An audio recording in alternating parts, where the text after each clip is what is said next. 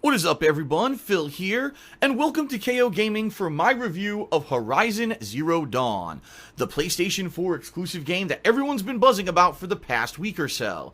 Now, last week, after playing about 10 hours of gameplay, I made a first impressions video about Horizon right here on KOGaming, so I strongly recommend you check that video out before you watch this full review, because I'm going to be reiterating a lot of the things from that video, but I have now played an additional 14 or so hours, finished up both the main story as well as completed many of the major side questing arcs of the game, and I have a lot to talk about. Does this game live up to the massive hype that the mainstream media and even independent reviewers were giving it, or was it overhyped and does it really just seem to be getting way more attention than it deserves? Let's talk about the pros and cons of Horizon from the start.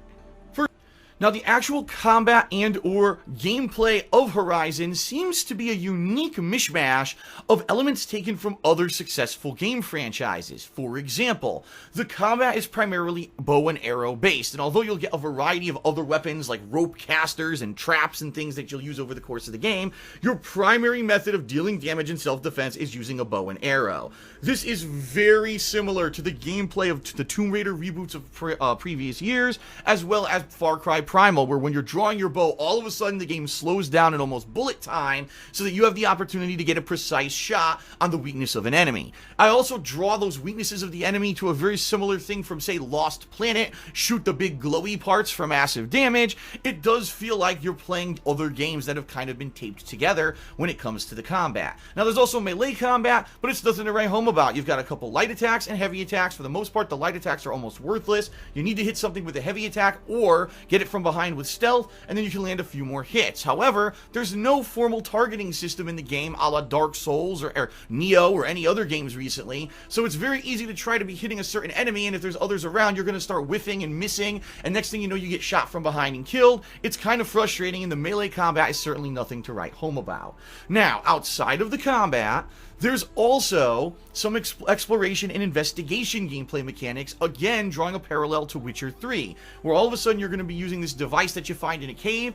It basically reveals hidden paths for you, and you're going to be watching those and going through the jungle following these around to find enemies, to find, what happened in a certain situation. Again, very similar to the Witcher sense from Witcher 3, so it really does feel like this game took these elements from other successful games of the past 5 to 10 years and said, let's just do it like this, and taped it all together. Now, innately, there's nothing wrong with that, especially if you're a huge fan of any of the games that I just mentioned.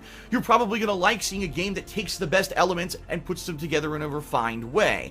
But for me, I was looking for a little bit more with Horizon, especially hearing all these glowing reviews that everyone was giving the game. I was like, man, there's got to be something about this game that's going to blow me away. And I'm sad to say, honestly, really nothing did. Yeah, it was fun. Yeah, the gameplay worked, but there was no gameplay element of Horizon Zero Dawn that I said, man, this is fun and unique and different, and it's something I've never done in another game before. Let me give you some perspective. A few years ago, Shadows of Mordor was released. It was a similar style of game to Horizon Zero Dawn, but the unique thing about it was the Nemesis system by which the game would generate these kind of procedurally generated enemies that would become your nemesis. If you killed them, they would come back bigger and tougher, and you would go back and forth fighting these guys over the course of the game. Completely unique, never done in another game before. Mad Max, which came out just a couple years ago, same kind of formula, open world roaming, open quest structure, but the unique thing about that is that you could craft vehicles, and you could have races, and you could do all that kind of unique stuff with the game. Again, taking stuff from other game franchises but putting a unique spin on it. Horizon really doesn't do that. It just takes the things from other franchises and puts them together, and sadly for me, I did feel that the weakest part of the game was the gameplay experience, simply because I didn't feel like I was doing anything unique or different. I was just kind of going through motions of other games that I've played. Now, you gotta keep in mind something. I'm a full-time gamer and I've been doing this for 8 years, so I've probably played more games than most people, and I guarantee you that the vast majority of people who are playing Horizon Zero Dawn probably didn't play both Tomb Raider reboots, probably didn't play Mad Max, didn't play Shadows of Mordor. You know what I mean? It's a very unique situation of a person who's played every one of those games to make this comparison. So if you didn't play those games and you're just experiencing this bow and arrow combat for the first time, you may be like, wow, I'm so blown away. But for me, it was kind of lackluster only because it just didn't feel unique enough. And so ultimately for me, Horizon Zero Dawn is kind of a mixed bag. You've got these breathtaking console exclusive graphics on the PS4 and a story that's involved, that's really interesting, that gets you hooked and thinking and answers all your questions without leaving horrible plot holes and really just does a great job at telling an awesome narrative, and that's a rare thing in this day and age, at least in my opinion.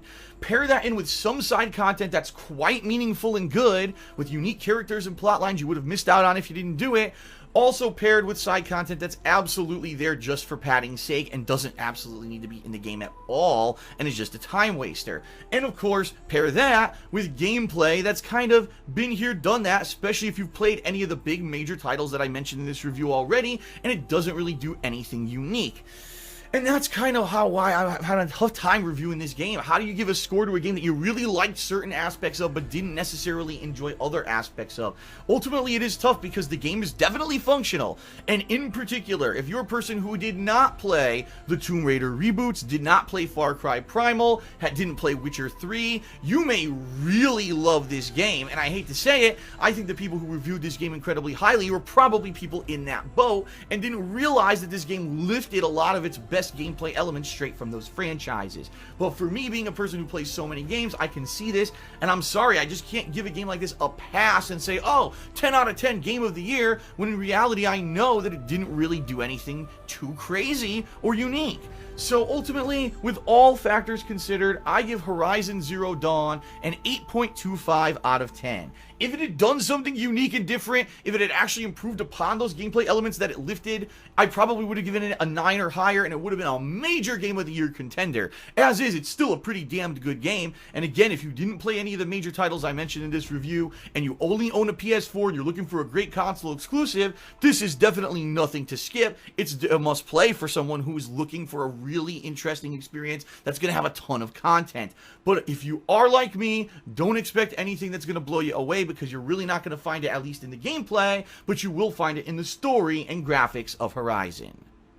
What is going on, everyone? Phil here, and welcome to KOGaming for my review of Mass Effect Andromeda. You know, the Mass Effect series has been one of my favorite franchises of the previous console generation, and my playthroughs of those first 3 games ended up getting me the major notoriety that I have on YouTube and allowed me to eventually do this as a job, so it's been a pretty good series for me when it comes to Let's Plays.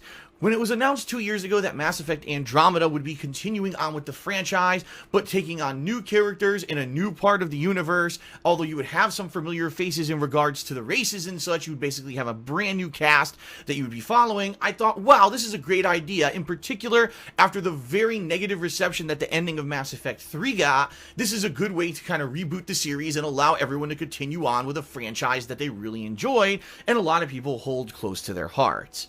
And then the game released, and all of a sudden, it seemed like all of that hype and expectation and the love of that franchise was kind of met with horror, disappointment, shock, and just a feeling of ultimate kind of emptiness. Because when you play Mass Effect Andromeda, ladies and gents, you can definitely tell from the first hour of gameplay that this game was made by a completely different development team than the first trilogy. Now, in a lot of cases, that's okay. You can look at franchises like Halo that have been transferred from one team to another, and in a lot of cases, people like that those series are continuing, even though they do have a different feel to them.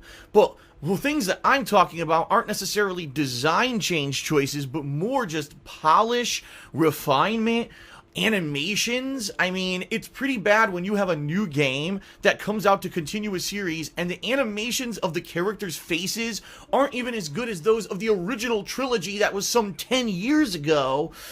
There's a lot to be desired in Mass Effect Andromeda, and even though the game developers attempted to patch this game midway through the month of its release to try to say that they were going to fix issues, sadly by the time that I completed my 30-hour playthrough, I just felt empty and disappointed.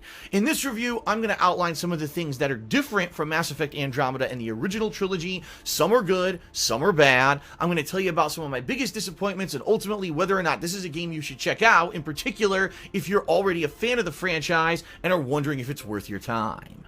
Andromeda still remains mainly a cover-based shooter with RPG elements, but the combat is probably going to be about half of what you're going to spend your time in, so let's talk about what's different between Andromeda and the original Mass Effect trilogy. First of all, yes, there is a cover-based system, but you can no longer snap to cover by pressing a certain button. Instead, it's an automatic mechanic where when you move towards something that's supposed to be cover, your character will automatically get behind it, you can then peek over it to fire or even blind fire, and then you can move from cover to cover using a certain button. There's also a button that allows you to dash back and forth, and you can jump super high so that you have a lot more maneuverability in combat than ever before.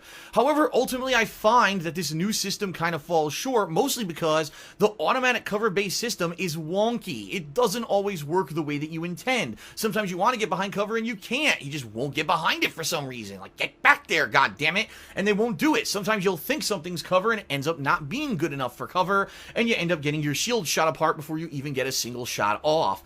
I strongly recommend, if you're going to play this game, to go into the tech development tree and get this little artificial barrier wall that you could put down to basically create artificial cover anywhere in the game, because the cover system is so damned wonky and frustrating. This is going to make the game a much better combat experience for you. Ultimately, I used it and basically never really had that much of an issue with cover until a few moments where enemies were literally would spawn behind me or to my sides, in which case I would just get shot and executed cheaply from behind, and there's not much you can do about that. That's just poor gameplay design right there. When it comes to the actual gunplay, it's pretty much identical or very close to the original series, but one major thing that they took away here was the ability to control your AI teammates, and that's not an exaggeration. You can no longer control your team to do any kind of combos or anything, which was kind of some of the original fun of the original Mass Effect trilogy. No longer can you have one person throw out a biotic and stun all the enemies while another one throws a grenade that blows up and does area of effect damage while you unload your rifle into them. No, now you're just basically three lone gunmen out there that are running around. You gotta hope that the AI does its job, when most of the time, sadly, it doesn't.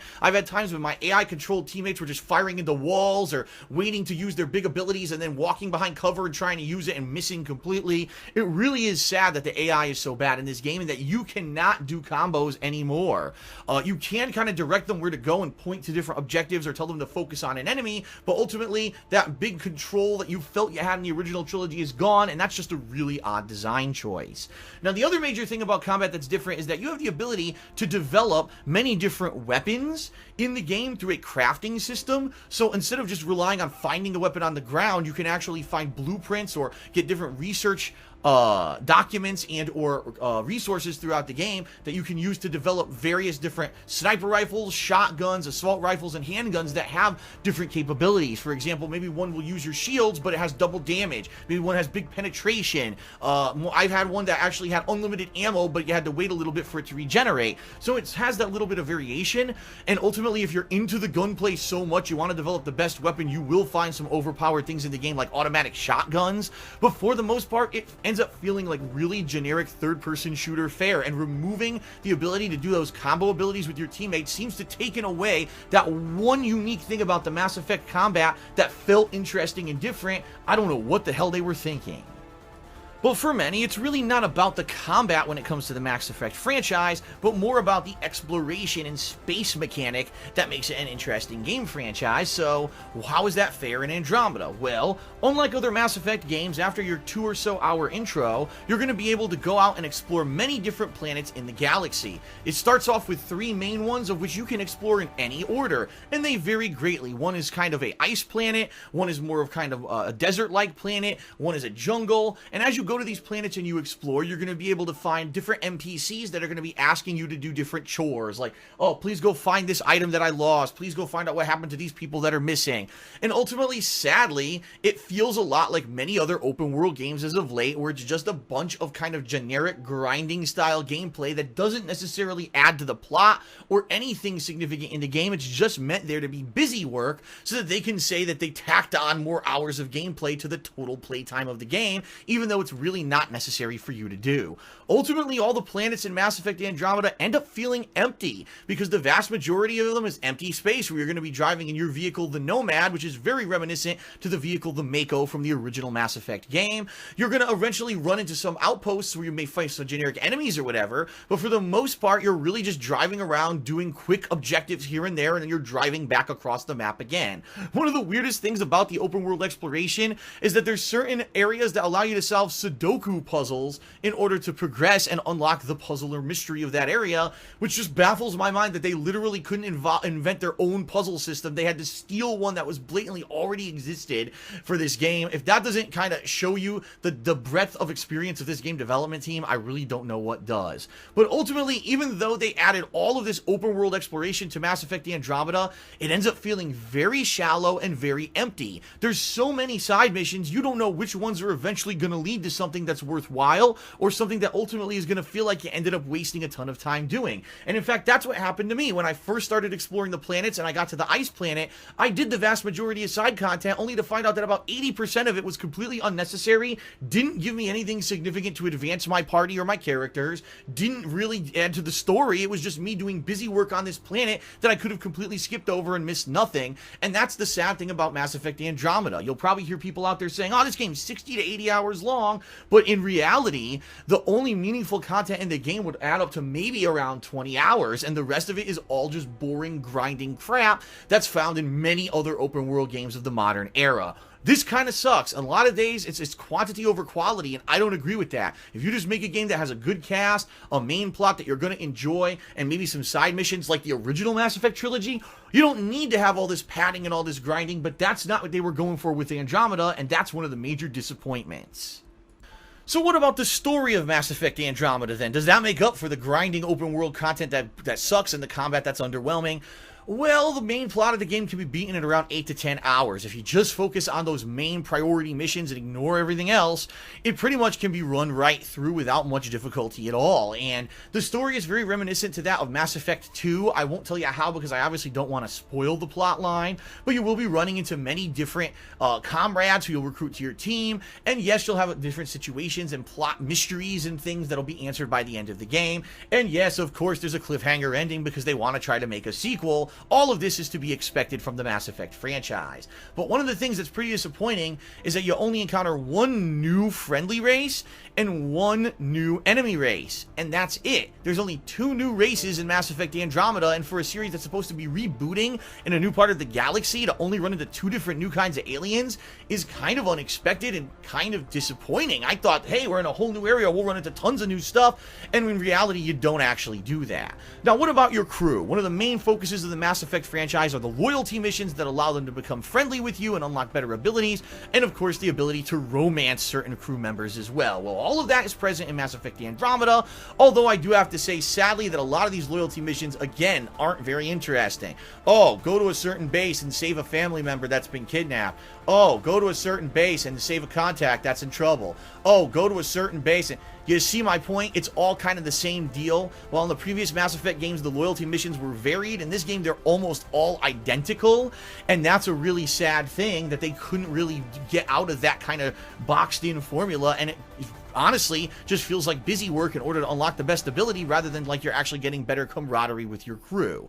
As for the romancing, yes, it's present. There's dialogue trees through the game that you can use to unlock more familiarity with your characters and get their backstories. Some of them you even get to meet their family members, which is kind of cool. And yes, no matter what sex you are, you can have a bisexual relationship, a homosexual, a heterosexual, a trisexual relationship if you may be, with multiple different alien races. However, once you lock into one relationship, just like previous Mass Effect games, you cannot move forward with any others. So once you finally get to lovemaking, that's it. You're kind of pigeonholed in, and you have to do another playthrough to do another relationship. Therefore, I strongly recommend that you're careful about who you romance, because if you end up romancing the wrong person, you may end up screwing yourself for that playthrough and have to completely replay it from the start.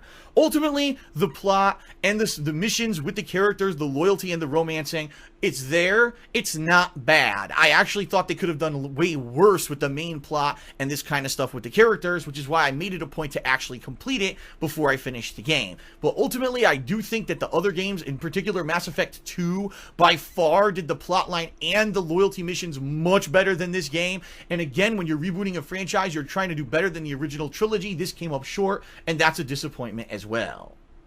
Now, there is a multiplayer component to Andromeda, however, it feels ultimately tacked on and not very interesting. All it is you teaming up with a couple other people over the internet to fight endless hordes of AI that come at you. Once you succeed, you unlock some in-game resources for crafting and the like, and ultimately it's not very interesting. It seems like it really is just tacked on there to say that there's multiplayer in the game, when it really isn't a focus and doesn't add anything. And speaking of the crafting, I do have to say one major negative for me is that even though I played the game for 30 hours and did a bunch of side content, I found that this new crafting system to make weapons and actually to upgrade your nomad vehicle so you can climb easier in this open world ended up being underwhelming because you never seem to have enough resources to get the good stuff that you want. It almost seems like they want you to play this crappy, repetitive, meaningless multiplayer in order to get enough resources to get the good stuff in the game.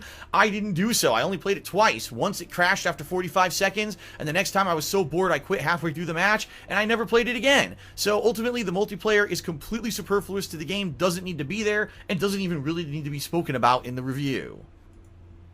And so at the end of the day, Andromeda just seems to be kind of a pale comparison to the original Mass Effect trilogy, and you may say, well, it's made by a different dev team anyway, what's all the hoopla about? Well, ultimately, I think even though I've talked about a lot of negatives so far in this review, I haven't hit upon the thing that most people absolutely hate about this game, and the reason why this game has almost become the laughingstock of the internet over the past month.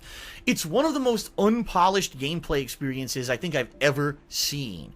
The facial animations are god-awful.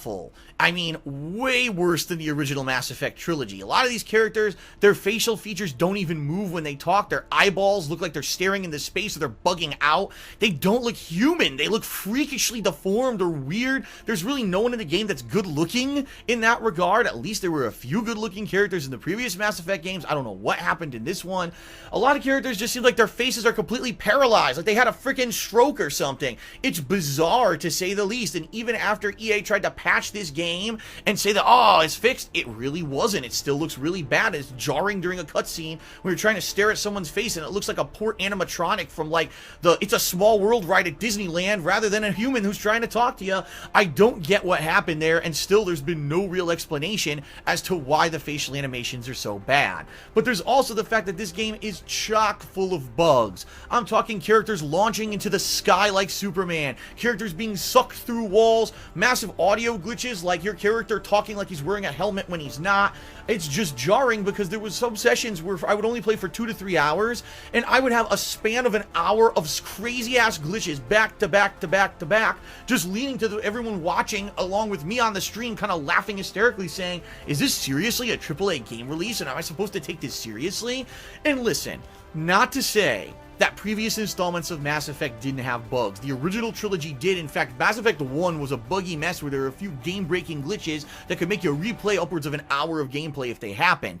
But this is a new reboot of the franchise. It's the continuation. This is supposed to be the 4th game in the series, not the first. This kind of issue should have been worked out in development and not be present in the final game. And the fact that you can find so many different instances of bugs and glitches in Andromeda is completely unacceptable for a full $60 retail purchase. And it does need to be said that in this particular time, this year of 2017, there have been many other open world roaming games that had just as much content as Andromeda that didn't have nearly as many bugs or issues and just had much more meaningful content. I mean, just off the top of my head, games like Neo or Zelda Breath of the Wild, both games with tons of content in them, but they didn't have all these kind of production issues and they didn't feel crazy unpolished like Andromeda does. You can't have a game like this come out in a climate where there's so many good AAA games being released. It makes this game look like an embarrassment, and sadly that's what it feels like. Like, Mass Effect is back, but they flubbed it completely. They fumbled the ball, and now I'm wondering what's the fate of this series gonna be when most people who've played this game have made fun of it rather than enjoyed it. And yes, there are gonna be a group of people who like it. There's very many of my viewers who said they loved the game. You know, even though it had shortcomings, they kind of looked past them and still got a good 60 plus hours of gameplay out of the game, and that's still a good positive thing to say. Yeah, you can get a lot of gameplay out of it, but how much of that was meaningful? And how many other games could you have been playing that were better? And that's kind of the point I'm making. In another year year where things were slower, maybe Mass Effect Andromeda would have been held in higher regard, but the fact that you've got an original trilogy of games that in a lot of ways was better than this new installment, and this new installment came out at a time when there's a ton of other great games just as long, if not more content than Andromeda that's more meaningful and a lot more fun, that's a big issue. So ultimately, all factors considered, I give Mass Effect Andromeda a 6.75 out of 10. It's certainly not a horrible game. It's a functional game. Yes, it is in times fun to play if you can get past the boring grinding, the combat that's kind of wonky and not really satisfying, and the fact that it's an unpolished mess. If you can see past all of that and just focus on the core gameplay mechanics and the story, you'll probably end up enjoying it. You'll probably like it a little bit more if you're a fan already of the Mass Effect franchise, but ultimately, this game isn't as good as many other games that have been released recently. This game is not as good as the original Mass Effect trilogy, in my opinion, and that's a bad sign for someone who's trying to reboot a franchise and put it out into the modern era and start up a new plot line and even have a big cliffhanger ending like this game had, saying that obviously they want to make a sequel. When the internet is pretty much collectively making fun of your game for its shortcomings, that's not a good thing. And sadly, Andromeda is not living up to sales expectations because of this. It sucks because I love the Mass Effect franchise, and I almost wish that maybe this game hadn't come out and maybe there was another different game in its place, because I want to see this franchise succeed, and this game honestly was very underwhelming. It's not going to be a Game of the Year contender for me by far, and I hopefully wish that they do better next time, if there is a next time. What is up, everyone? Phil here, and welcome to KOGaming for my review of For Honor, the third-person medieval-style alpha combat action game that pits Vikings against knights against samurai in a triple-threat duel to the death with a major alpha online multiplayer competitive focus. Now, this game's been in development for quite some time, and I had the opportunity to participate both in the early alpha last year as well as the beta last month. I've been hyped for the full alpha release of this game. And now that it's out there, a lot of people have questions. Is it worth full retail price? Does it stand the test of time? Will it be a game that you're going to play over and over and over again, even though it has only a primarily multiplayer focus, such as Overwatch last year with its big success? Or is it going to fizzle out and die overnight like Evolve did a couple years back? Well, the good news is the game does have both single player and online multiplayer content, although it is geared more towards the multiplayer side.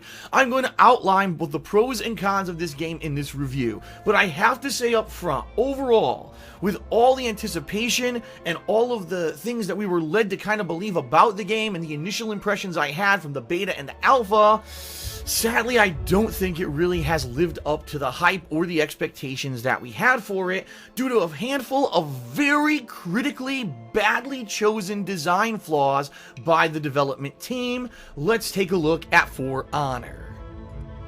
Before I get into the details about the game, I have to preface my review with this statement. I played the game on the regular PlayStation 4 console, and a lot of the negatives that I'm going to have to say about the game could very honestly have to do with the fact that I played this game on console rather than on PC or maybe even the PS4 Pro. I wouldn't know, since I don't own either. I don't have a PC good enough to run this game, and I don't own the PlayStation 4 Pro console, so I can't do a head-to-head comparison. All I can tell you is my personal experience playing this on the regular PlayStation 4. So with that as a preface, let's get started talking about the game. First, let's talk about the combat system of For Honor, because this is primarily what you're going to be dealing with the majority of the time that you play the game, and depending on how well you like it and how well you master it, is probably going to be directly proportionate to how much you enjoy playing this game. The combat system is deceptively simple, but can be actually pretty complex when you get into the nuances of it. I'm just going to gloss over the basics so you have an understanding. Basically, there's up, left, and right attacks. If you hold up, left, or right on the right thumbstick while pressing either the right bumper or the right trigger, you're going to be doing either light or heavy attacks in that general direction. Your opponent has the ability to block those attacks by holding that same direction while also holding the thumbstick in that direction. So basically, it's kind of a rock, paper, scissors. Gee, are they going to attack up, left, or right? But you will see some on-screen prompts determining where your enemy will attack so you can block on response. Now, blocking basically just stops stops that opponent from hurting you, but you can't really do much afterwards with a few exceptions. But for the most part, blocking just allows you to not be hurt by your enemy's attacks. So the thing is, they can't endlessly attack because they have a stamina meter. Once they attack too much, they'll run out of stamina, which now basically makes them a sitting duck so you can counterattack. Now, there's some characters that have really fast attacks but short range. So for them, their strategy is going to be try to get in your face and hit you as many times as they can when they're up close, but try to get in, while other characters are going to be trying to keep you away or keep you at mid-range because they have big, mighty weapons that do giant damage if they actually connect with you, but they have longer range, and once you get in on them, they really don't have much they can do to push you back. So the different character classes have significantly different gameplay dependent on their capabilities. Now, it's not just that simple of attack and block. There's also a dodge button that allows you to dodge out of the way of attacks, sometimes dash backwards and then do kind of a counter attack. It all depends on the situation and what character you pick. There are 12 different character types, and we'll talk a little bit more about that as we get further into the details. Now, there's also a parry system. This is a little bit more complex than just blocking. Instead of just blocking an enemy's attack and preventing them from damaging you, if you time it properly, you can actually push away the enemy, leaving them wide open for a follow-up attack of your own. The timing is pretty strict for parries, but if you can master this system, you can take a character that attacks far too much, see a time when they're broadcasting their attacks a little bit too easily, parry and leading into your own combo. It could be pretty damaging and pretty rewarding. In addition to all of that, each of the 12 character classes have their own unique abilities that will build up over time depending on what kind of game mode you're playing. These can be such as using a damage over time attack, so if you stab someone and run away, they still lose health because they've been poisoned. Some characters have guard break attacks or unblockables that will make it impossible for you to defend against it. You have to dodge out of the way. There's a lot of nuance. And then finally, there's the guard break. If you're fighting against someone who is just so defensive and they constantly block everything you do, you can use a guard break to actually destroy that block and then attack right through it. However, the opponent, if they're expecting this, can also counter out your guard break, leading to them to be able to attack you, so you gotta be very careful. So the combat is actually deceptively simple but very nuanced at high levels, and you're going to find it's not only about just getting a few hits in, but possibly countering and biding your time, blocking a lot, dancing around until your enemy is attacked too much and is out of stamina, and counterattacking. In addition, there are some unique environmental deaths that are possible in For Honor, like knocking someone off a cliff or ledge, leading to an instant kill. So there's a lot to it. On its surface, it seems like it may be very easy and simple, but actually ends up being pretty complex. Let's talk about For Honor single player mode, which quite frankly you're probably going to want to play before you ever step into multiplayer, because it gives you an opportunity to play with a few different character types, as well as learn the basic controls of the game before you step into the competitive arena. It spans the length of roughly 6 hours. I could see someone maybe beating it quicker than that, or around 5 hours, or maybe taking a little bit longer, up to 7, if you have some more difficulty with it and if you've never played the game before.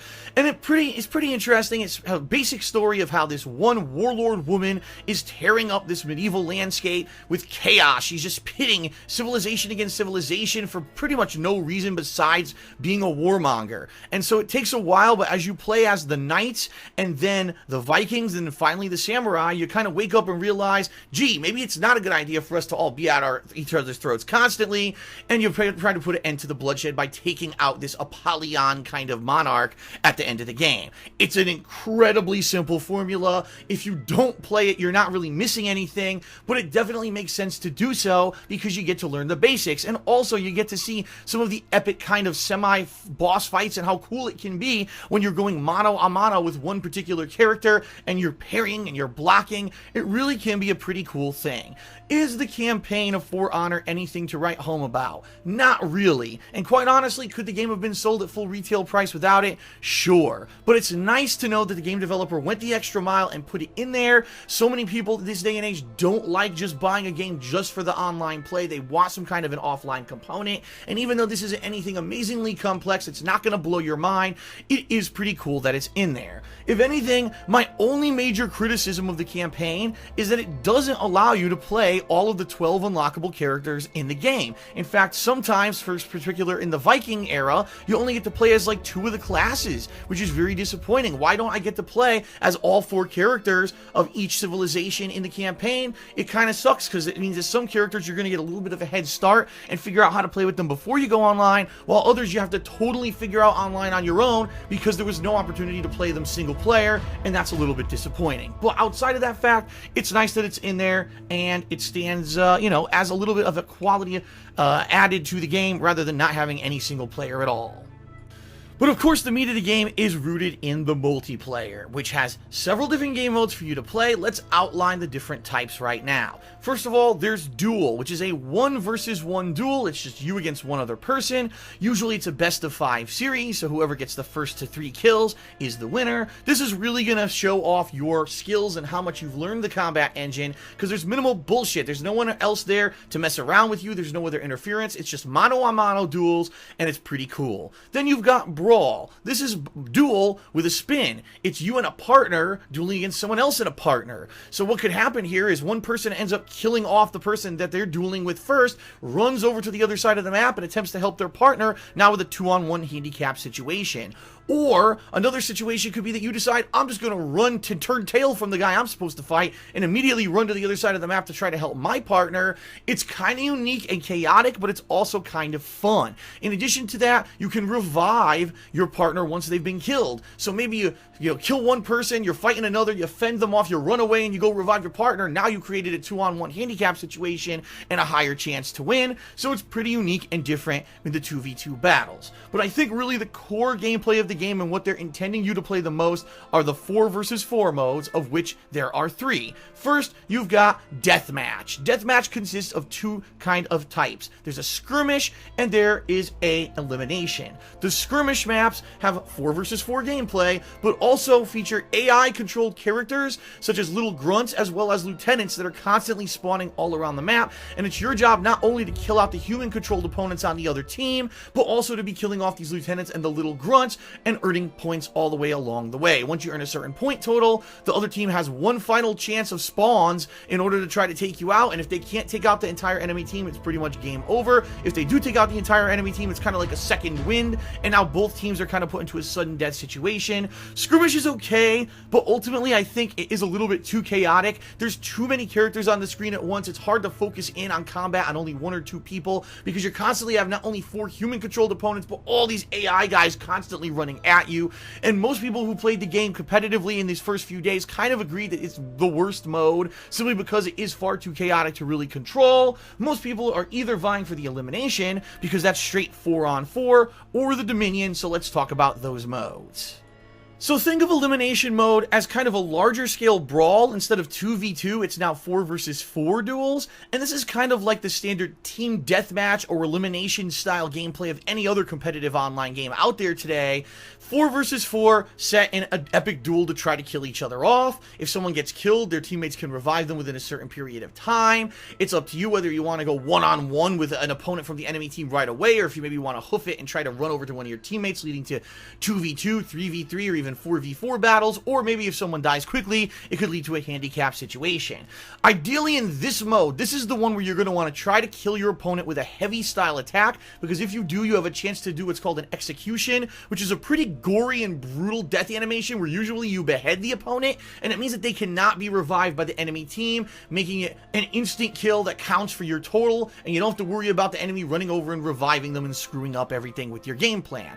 So this is a fun mode. If you're communicating with others, if you're playing in a party of 4 and you have voice communications and you're really kind of know the maps, this is the mode that kind of is the idyllic mode for the game, and I think that a lot of people enjoy it. But there is one more mode called Dominion that's a little bit of a spin on this. It's kind of like Domination from any other competitive game out there today, where instead of focusing on the actual kills, you're focusing on capturing territories. You're running from point A to B to C, and if you stand there and no one's there, you capture it and you gain points for every moment that you have it held. If you're standing in that territory, you gain additional points. It can get contested if someone from the opposing team runs in, and if they kill you off and none of your team is standing there, then they'll recapture it and they'll start getting points for it. The unique part about this is that in the center of the map at point B, there's a bunch of little grunts, and the only way to capture point B is for you to actually kill off all those grunts in the middle, which could be a daunting task if the enemy team is running in with their heroes. Now you got a big 4v4 epic duel in the middle of the map, including little minions. It's pretty cool, it's pretty interesting, and it's one one of the more unique things about the game. I've never played a game where I had an experience before where I felt like I was a lieutenant on foot,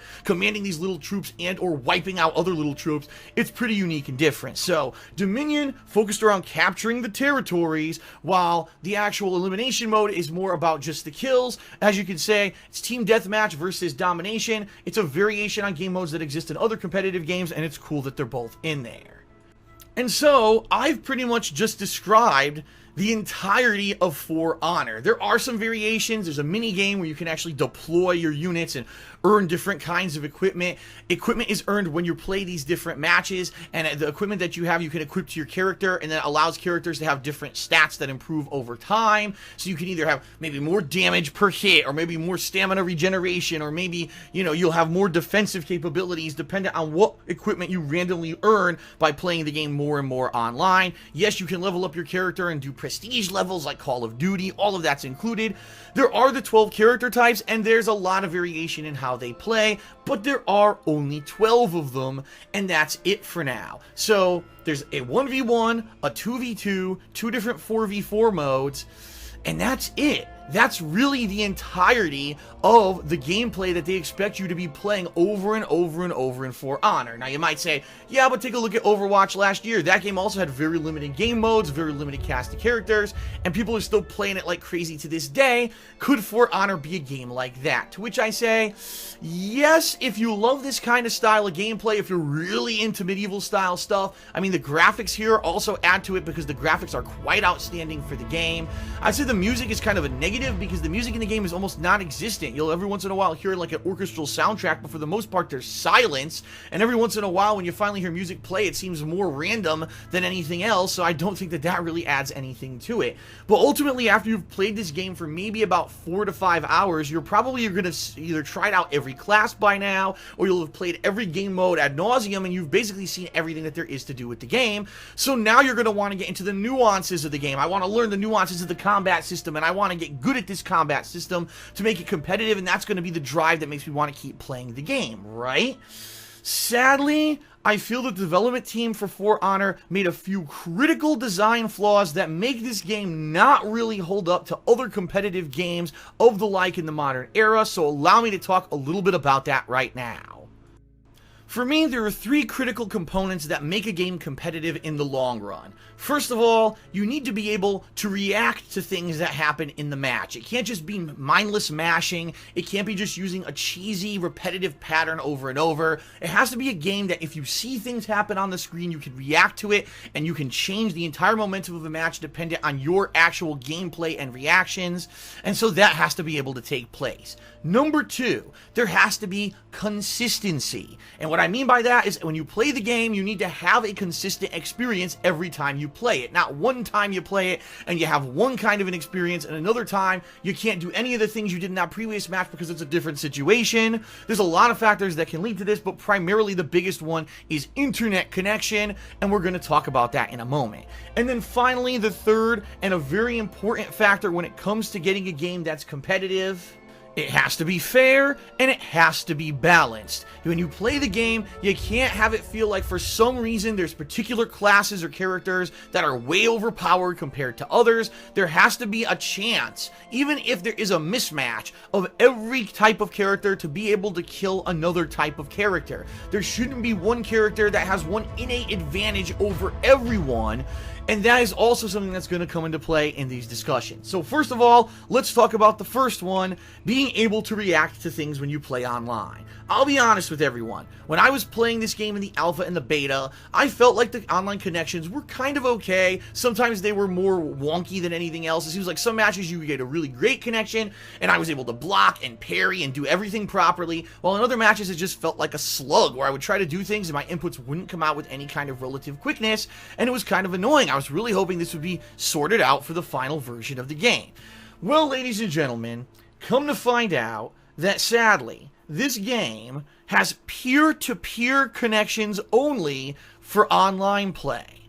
I don't know what in the holy blue hell Ubisoft was thinking, because most competitive games in this day and age have ditched the peer-to-peer model. This is a model that was used a long time ago, and a lot of game developers have completely gotten rid of it and abandoned it because they realize when you have people that are reliant on the internet quality of a host rather than a central dedicated server, it's a lot more inconsistent. What if the host of the game also has other people in the house using wireless internet? Now all of a sudden everyone has a bad experience because of that. What if in particular you're connected to a guy who's the host, but the host is on the other side of the country? That's not your fault, and there was certainly no way you could tell that when you were matchmaking. So why be punished and have a slower laggy match where you can't react and you can't get a parry or you can't dodge, or normally a combo that you would use isn't even coming out properly? That's kind of the experience I got playing For Honor online. Sometimes you have an amazing match where everything comes out perfectly, and then another time you can't get anything to work.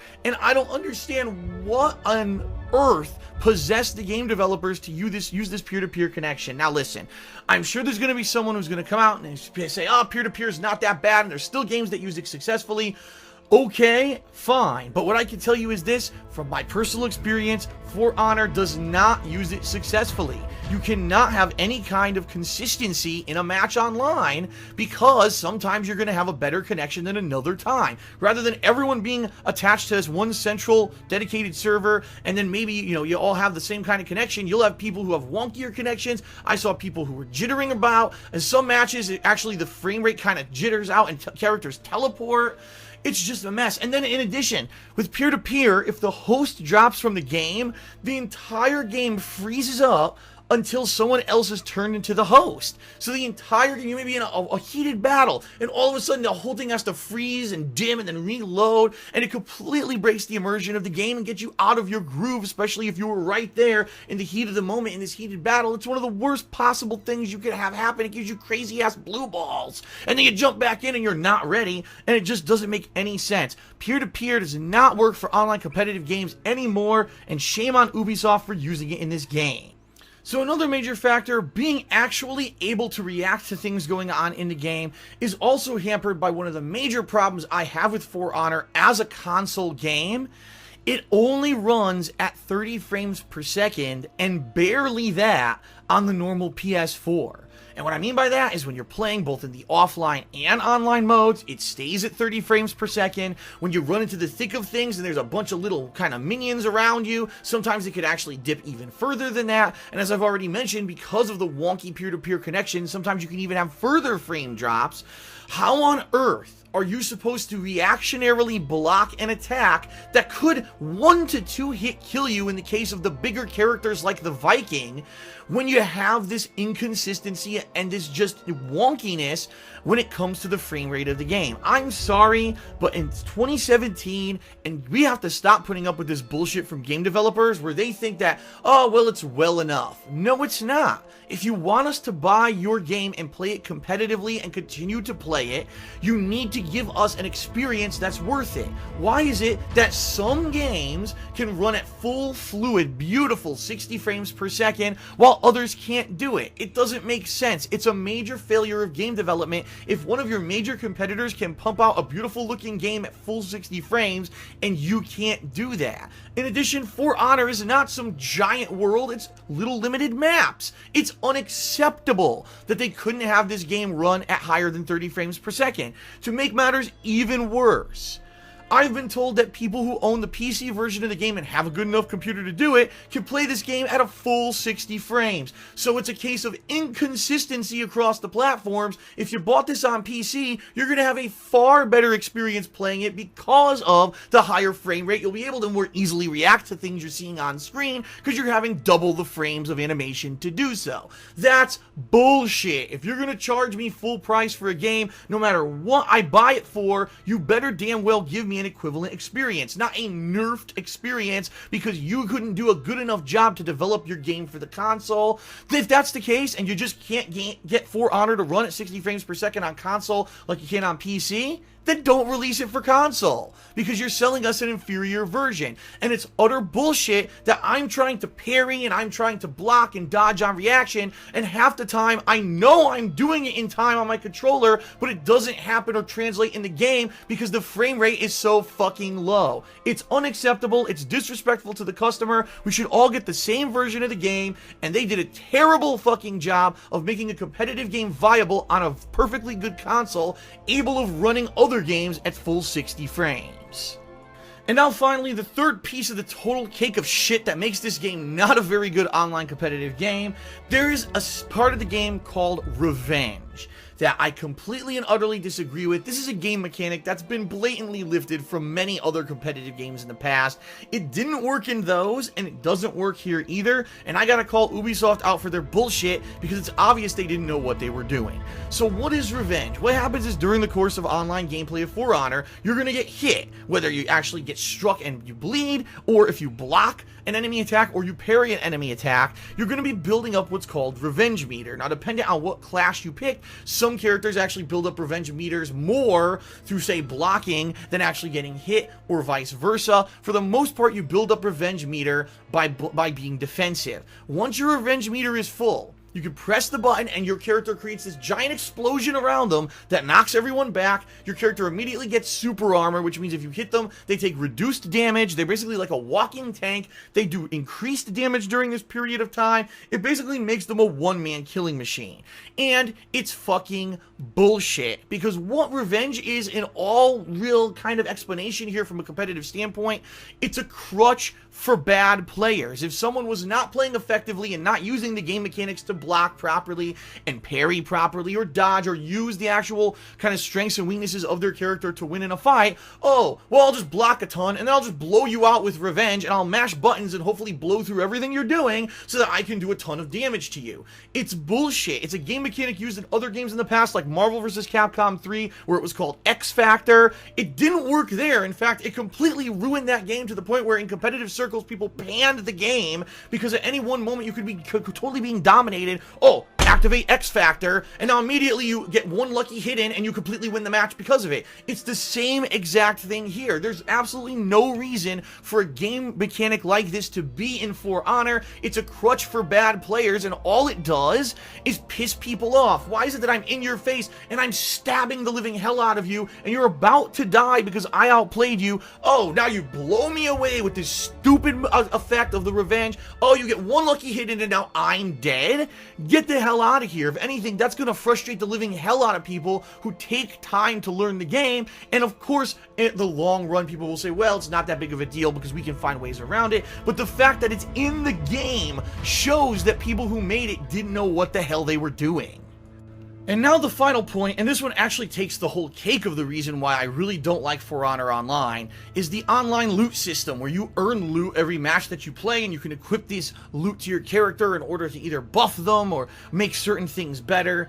It's complete and utter bullshit, ladies and gentlemen, because what it means is that you get an inconsistent experience against someone who's actually played the game longer than you have. It's just not fair. Just because someone has played the game longer doesn't mean that their character innately should deal more damage if you pick the same class as them. There's a big issue with this because what it lends to is people who are going to either play a lot or spend with the online microtransactions that For Honor has to constantly be buying loot after loot after loot until they get the epic level loot that makes their character super duper overpowered compared to everyone else, and it's just not fun for a competitive game. Just because I played the game 3 days after launch doesn't mean that I should be at a major disadvantage to everyone who played it for 3 days and they're all doing double, triple damage than I am, or maybe they're building up that Revenge Meter quicker than I am, or they got better defense. It's not fair. A loot system like this never works in a competitive atmosphere, and I'll give you a perfect example of how to do this right versus how to do it wrong. Coming up in a couple months is Injustice 2, a competitive fighting game from NetherRealm, and they also have the same exact kind of system where you earn different equipment for your characters as you play it online. The difference here is, if you want to be competitive in that game, you can disable the gear. So that way when you're going into a match, you don't have to worry about the gear kind of negating celebrating the fact that the person's good, or someone doing double damage just because they played more than you, which isn't fair. In this game, there is no on-the-fly option to disable the gear, and most people are just playing it as is and not realizing that if someone's played the living hell out of it, they could have an incredibly unfair advantage over them. It's bullshit. It's amateur night game design. It's something that you would know not to do if you'd ever made a competitive game like this before. It's quite honest that the makers of this game did not do that, don't have that experience when it comes into things like the stupid revenge mode and the online P2P connections instead of dedicated servers and a low frame rate and a loot system. There's just too much about For Honor that's frustrating as fuck, that completely ruins the game, and it doesn't held up well at all online competitively, at least on the PlayStation 4. Now, I don't want to sound like I'm being 100% negative about For Honor, because I'll be honest here. The one session that I did actually play with 3 others online with cooperative communication through voice chat, we actually had a lot of fun. Even though it wasn't consistent and it didn't really feel competitive, having that camaraderie and going around communicating, going from points and helping each other with duels was a ton of fun, and I think that's where this game shines. If you're looking for a fun online cooperative style game with a bunch of buds, then For Honor is going to be your cup of tea. And honestly, yeah, the campaign wasn't much to write home about, but it was fun while I played it for the 6 hours or so. So in those ways, this game does excel. But when the game fails at its core focus, which was to be an online melee-based multiplayer game that's competitive because of 4 critical design flaws, namely peer-to-peer internet connection, a low frame rate on consoles, the revenge system that's incredibly unbalanced and basically is a crutch for bad players, and a loot system that's also incredibly unbalanced and unfair, this game fails at what it sets out to do, and I can't recommend it. This is a game that I really feel what's going to happen is just like a lot of these online-focused games, people are going to buy it, they're going to play it for a few weeks, they're going to get bored of it because they're going to realize that it's not what it was supposed to be, and they're going to drop it. And how many games like this have we played recently? And that's what pisses me off when I'm looking at mainstream media reviews for Honor. Oh, 8 out of 10, 9 out of 10. And then I look at the review, and they don't really even understand the competitive nature of a game and what it takes to be a good competitive game. And I'm like, these people are going to be so misled, and they're going to run out and buy this game seeing this high-numbered review, thinking that it's great. Ladies and gentlemen, when a game fails at its core design and what it's aimed at doing, it can't be an 8 or 9 out of 10, regardless if you had a few hours of fun with your buds. For Honor, for me, is a 5 out of 10. Because it's a fully functional game, and yes, there's 12 characters and there's variety, and there is a complex and nuanced combat engine in the game, so it gets credit for that. But when you can't actually implement that engine consistently online because of the issues that I've mentioned, because of the terrible design choices of Ubisoft, the game doesn't get any points above average. This game will fade into obscurity within a month or two after maybe the first major DLC, and people realize it's not all it's cracked up to be, and it isn't living up to the expectations that the game devs built for it. This game fails innately at what it needs to do. Therefore, for me, it's a 5 out of 10. In my opinion, For Honor is a great idea that fell flat on its face because of terrible game design choices, and it should be really called For Shame. What is up, everyone? Phil here, and welcome to my review for the latest release from Volition Games, a game studio that previously made games like the Saints Row franchise, Agents of Mayhem. If you're shocked and wondering why does the review look like this, I just released a vlog on this channel explaining the changes to the channel, so watch that. It'll give you the full skinny, and reviews, at least for the current period of time, are going to look like this moving forward, alright? So, Agents of Mayhem.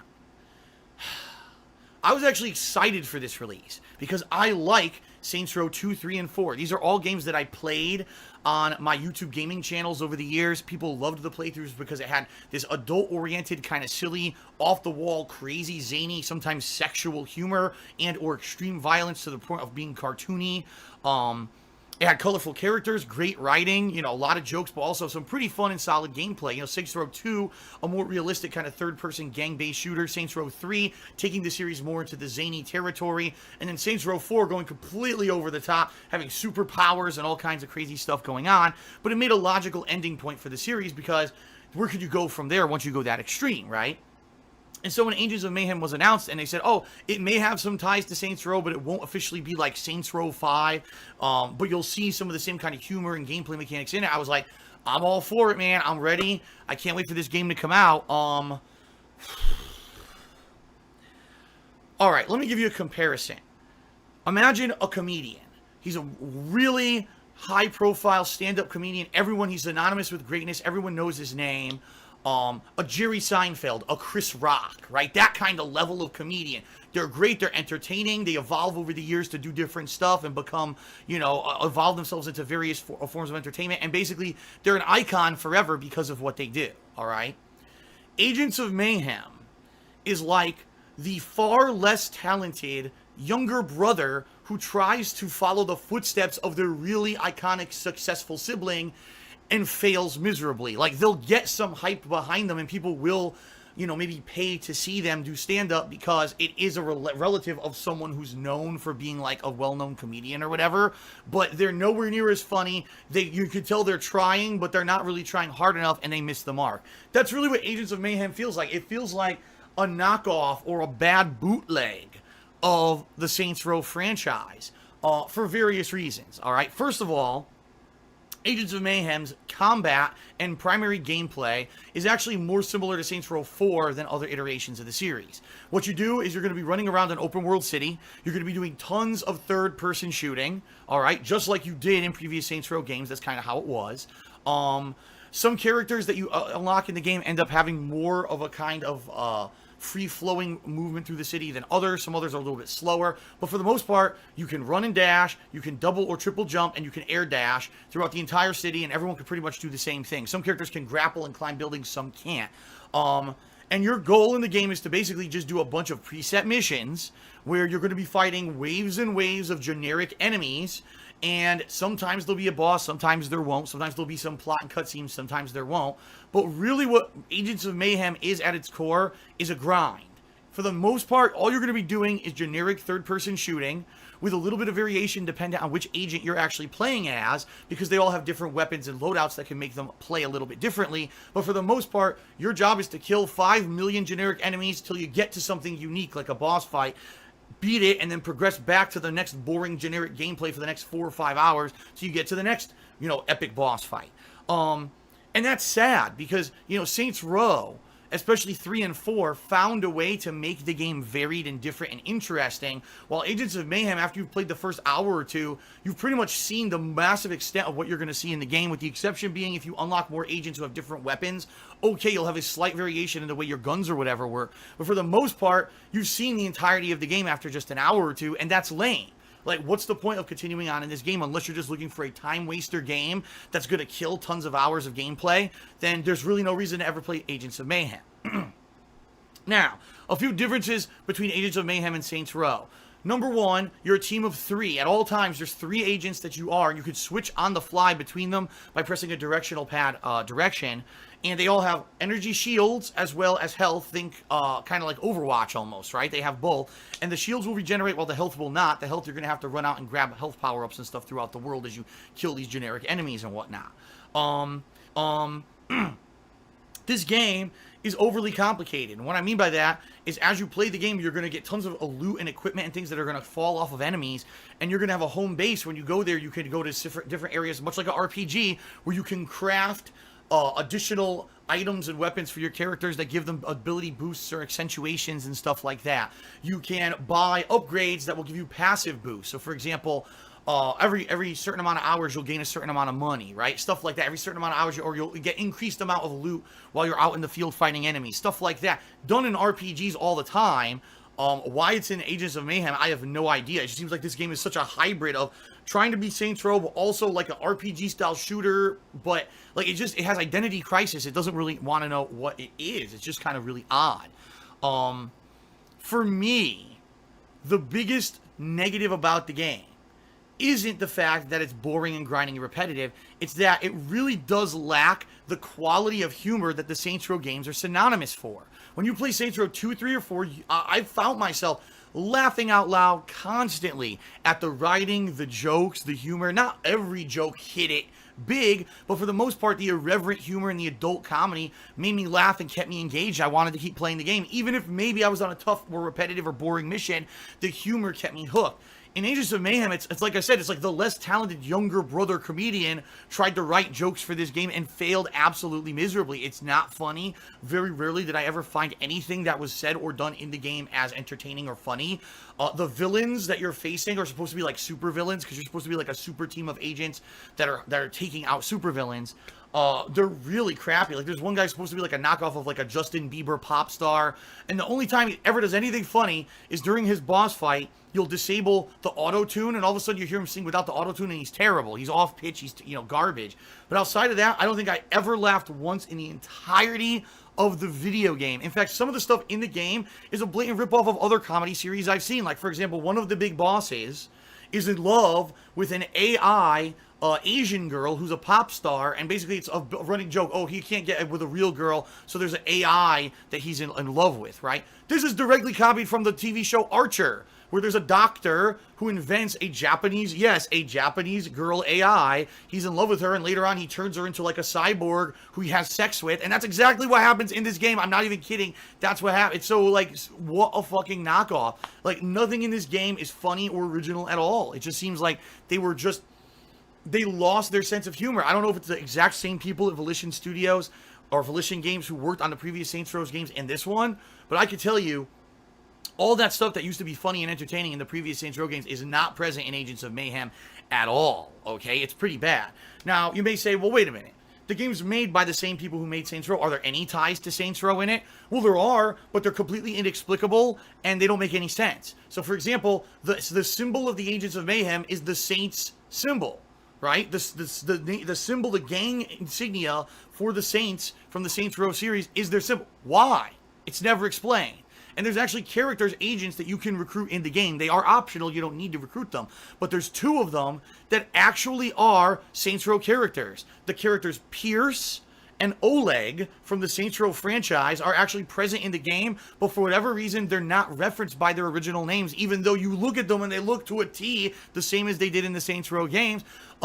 Pierce is called Kingpin, and his story is that he united the gangs of his home city, and now he's basically looking for a bigger job or bigger profits. So basically, his story is in the town, the Saints Row lore, he united all the gangs and made them all one, so now he has nothing else to do there, so now he's over here fighting with the Agents of Mayhem. The other one, Oleg, his backstory is that apparently he was turned into like this mutated super soldier, almost like Mr. Freeze from Batman, so he has an ice gun. That's kind of one of the more unique weapons of the game.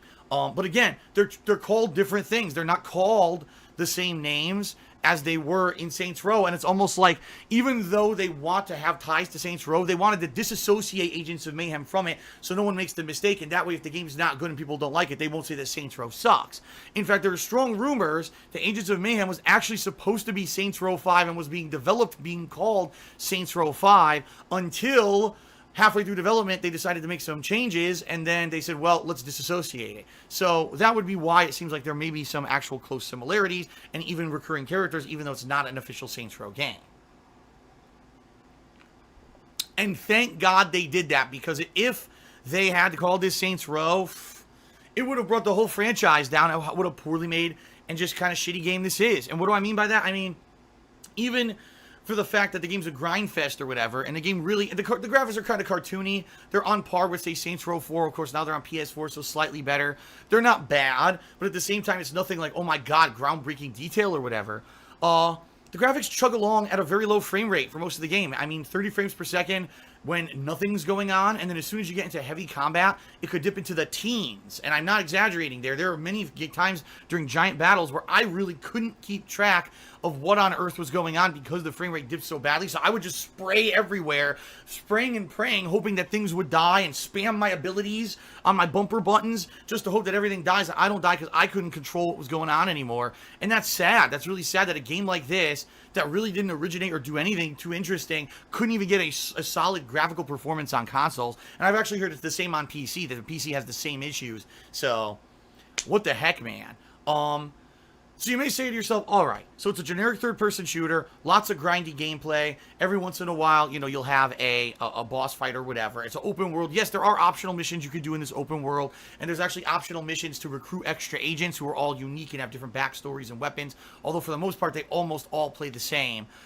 Except with the one exception would be the ninja. There's one character that's a ninja who really doesn't use projectiles much at all. Instead, she uses her sword, and she can teleport and do teleport slashes. She's pretty much the most unique character in the game. Problem being, she's incredibly weak, because she has to be up close and personal for every fight. Most of the time, she ends up dying near the end of the game with 2 to 3 hits, and you can't even use her anymore. So there you go. The one original character who was fun, and you wish you could have played the whole game, you can't, because she becomes weak near the end game. Really lame. Outside of all the stuff I just mentioned and some other grinding like mission, take over a base, destroy a generic thing in the city to earn additional experience or whatever. And besides the optional agents missions, there's really not much else to do in the game. You might say, gee, it's a third-person shooter in an open world. It sounds like it could be a great co-op game. Nope, they didn't put any co-op in the game. In fact, there's no online capability whatsoever in Agents of Mayhem. Baffles the mind. You would think this would be the kind of game that, okay, it's boring and grindy, but we've seen in the past few years, if you take games, for example, Tom Clancy's The Division, or Ghost Recon Wildlands, or hell, even games like Destiny that aren't necessarily the most fun to play, but if you play with friends, they're great, right? Social experiences, it's fun to grind and play these games with friends. They didn't even do that. So they didn't even add in the potential aspect that's successful for other grindy franchises to make this game good or entertaining.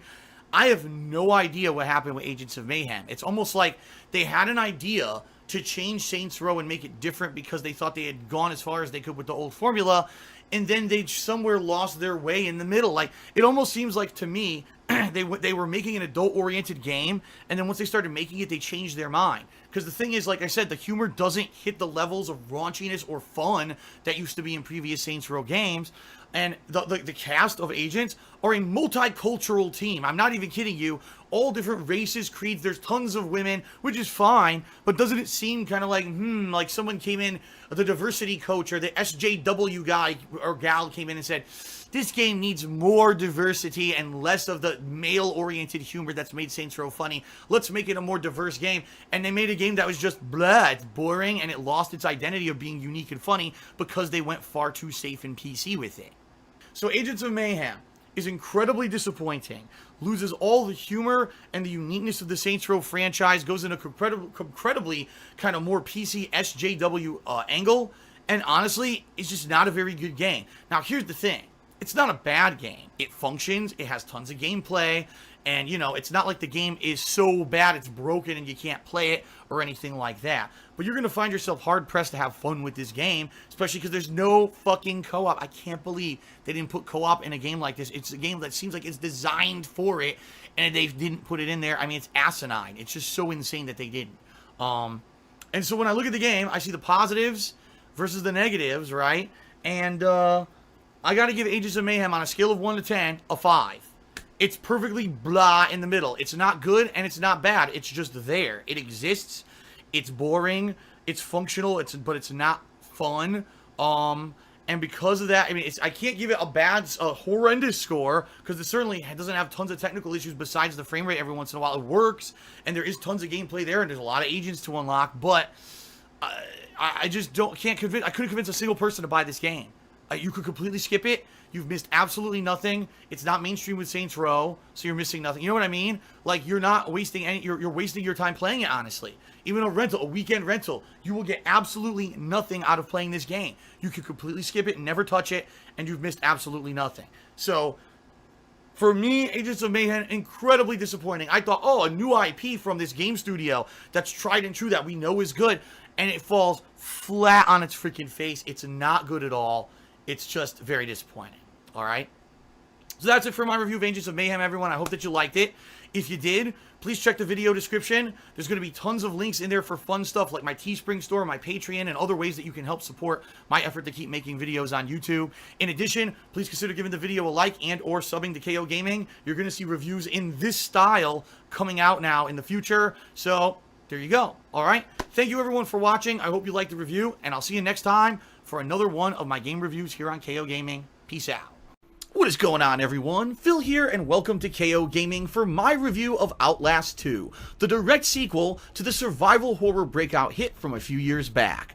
Now this time around, Outlast 2 attempts to branch out upon and add to the formula of the original game and its DLC expansion, The Whistleblower, by leaving the confines of an insane asylum where the patients are coming after you, and instead going into a much more open-world environment. You're in the backwoods, out in the boonies, and there's a bunch of people living out here that have completely lost their minds and are out for blood for various reasons.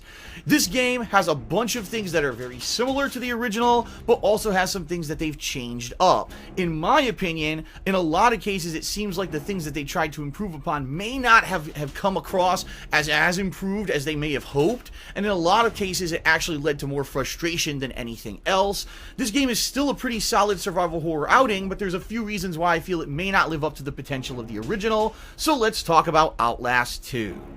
Now, similar to the original game, you're going to be going around trying to survive, and there's going to be various different environments and the like. The major difference between Outlast 2 and the original is that you are no longer confined inside of a building, and therefore you're going to find that the environments of this game end up being very different from those of the original. You're no longer kind of hiding in a corridor or under a desk, but more than likely you're constantly moving around from house to house or from tree to tree or ducking into the high grass. You're going to find areas of the game where you're going through cornfields and you really don't have a sense of direction of where you're supposed to be going or what you're supposed to be doing, and that could be kind of added suspense to the game, but in a lot of cases as well, it can actually lead to confusion and annoyance if you end up wandering in circles, not knowing where the hell you're supposed to go or what your objective is, versus in the original game, it was a lot more straightforward because when you're inside of a building, there's only a limited amount of directions and doors you can open or ways you can go, and it certainly wasn't as confusing for me playing the original Outlast, while during this Outlast 2 outing, it really did seem like a lot of times I just kind of got stumped as what am I supposed to be doing,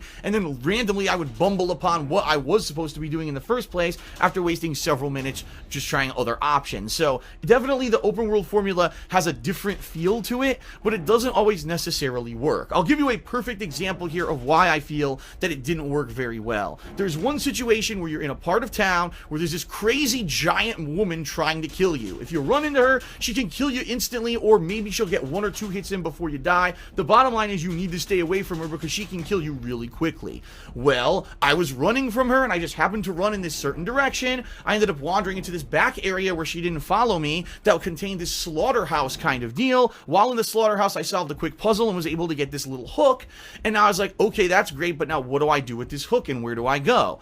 I spent, not a lie, 30 minutes wandering around this area trying to figure out what do I do with this hook, when come to find out, what I actually needed to do was wander back 2 areas back to where that killer woman was, sneak past her to another area that wasn't apparent I should have been going towards, find a hidden door that kind of didn't even look like you could go into it, then I found a grating that could be lifted with this hook, and then I could progress on. That was incredibly annoying because the bottom line is it was completely random. There was a 50-50 chance when I first reached that area with the crazy woman that I would have headed in the right direction to see that grating first and known, oh, I need a hook to open this, I'll come back here later. In my case, I ran the other direction away from the woman, found the hook first, and now I bumbled around for 30 minutes having no clear idea what I was supposed to be doing, and that is why, at least in this particular sequel, it could be a lot more frustrating than the original game. There are multiple parts during this game where this kind of thing happens, and it lends yourself to mass annoyance because you don't know what you're supposed to be doing. Now, if you get lucky, maybe you can beat it a lot more quickly than someone else who didn't happen upon that area you're eventually supposed to solve with an item to open it, but you see my point. In the original Outlast, a lot more straightforward and linear. Because this game is more open, it may take you longer to beat, but you might not necessarily enjoy every minute of it because you have no idea what you're supposed to be doing. So besides avoiding backwoods crazies to stay alive, there's also another side plotline involving the past of the protagonist cameraman from the 1990s. Something happened when he was in school that's a traumatic event that he keeps reimagining in his head in different various ways, and at certain points during the gameplay, you're going to find yourself pulled out of this backwoods scenario and thrown into the past, the actual school that this guy attended. There's going to be supernatural occurrences and demons and things after you in this school.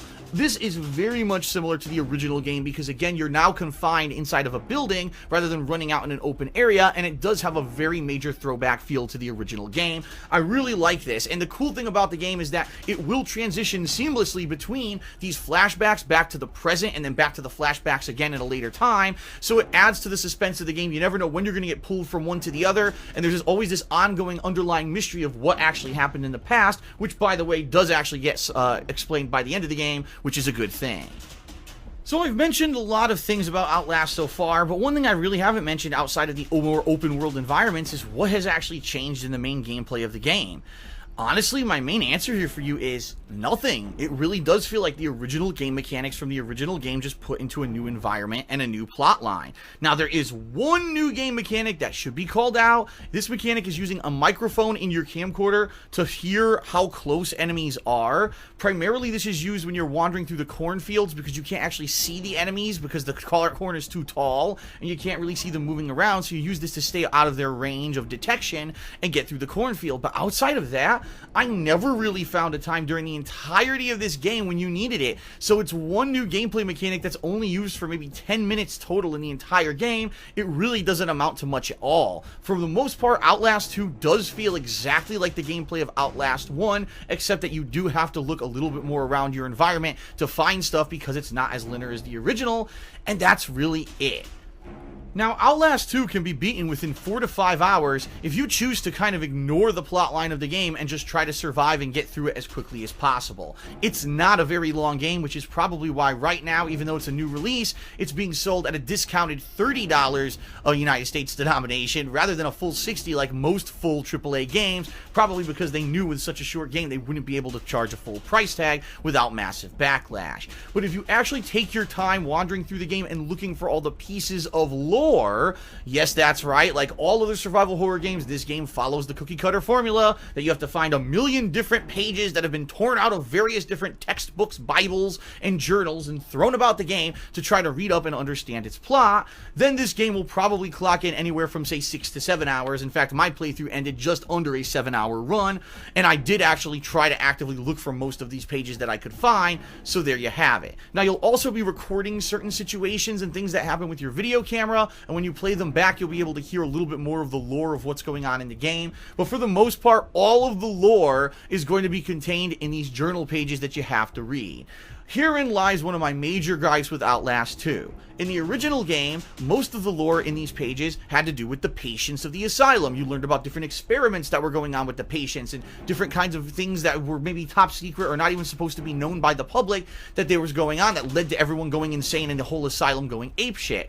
That's all well and good, but I have to say about half of the pieces of lore that I found in Outlast 2 really didn't apply to much at all. You got some scribbled handwritings of bad grammar of these these backwoods people trying to write, and a lot of the times it doesn't even make sense or it's just gibberish, and you're like, why the hell did I bother to read that? The other half are from Father Notch, who's actually the priest of the Catholic kind of followers in the area who wrote this entire gospel of prophetic teachings, which sounds kind of like revelations, and a lot of it, again, just sounds like gibberish. It's very hard to tell what here is important and what here is just kind of crap, and again, that kind of takes away from the game. If they had gone for a more streamlined story where maybe the story was a lot more apparent and you could actually read maybe more interesting logs than half of them that just don't seem to have anything to do with anything, the game probably would have had a story that felt better by the end. And I do have to call this out. There's only one log in the entire game that explains the game's actual premise and ties it to the original Outlast 1. And guess what? In my 7-hour run, I didn't find it, or if I did, I didn't realize at the time that this was supposed to be the big link to the original game and the explanation of everything going on. Therefore, I didn't even get it. I beat the game, and then while the credits were rolling, luckily someone else who had beaten the game and looked up the lore online told me in my stream chat exactly how this game tied to the original and explained to me that I had probably missed the log page, of which there was only one in the game, to explain this tie. That is absolutely stupid. If you have a game like this where the entire game is an ongoing mystery, there's crazy people after you and you want an explanation why, you should give an explanation why by the end of the game. Don't rely that somehow you found the one critical page out of the dozens and dozens that are in this game that's going to explain it. That's really poor game design in my opinion. Thank goodness I'm a streamer and I was able to have someone share the information with me, because honestly I would have been just there scratching my head not understanding anything by the end of the game, and that's a huge shortcoming in my opinion.